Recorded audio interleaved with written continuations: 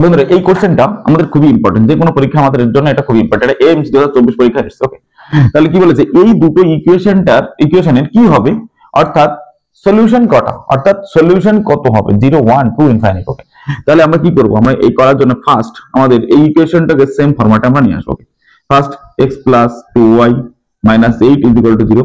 Next এটাকে আমরা কি করব, 2x plus 4y minus 16 is equal to 0। ওকে, এবার আমরা করব কি, এই যে ইকুয়েশনটা ফার্স্ট এর কোএফিসিয়েন্ট অর্থাৎ সহগ x এর কোএফিসিয়েন্ট কত, অর্থাৎ এখানে কিছু নেই মানে 1 আছে, তাহলে 1 এবং এটার কোএফিসিয়েন্ট অর্থাৎ এর সহগ কত আছে 2, এটাকে ভাগ করে দেব। নেক্সট সমান সমান আমরা কি করব, 2/4 অর্থাৎ y এর সহগ এবং y এর সহগ ভাগ করে দেব। নেক্সট আমরা কি করব, -8 বাই -16। তাহলে এবার আমরা কাটাকাটি করি, এটাকে 2, এটা কাটাকাটি করি 2, অর্থাৎ কি half is equal to half is equal to half is equal to half.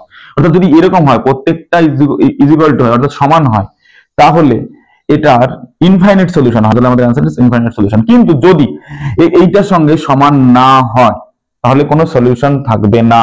অর্থাৎ যদি এই দুটো সমান কিন্তু এটার সঙ্গে সমান নয়, তাহলে কি হবে, এদের কোনো সলিউশন থাকবে না, অর্থাৎ তারা হচ্ছে প্যারালাল হবে। ওকে,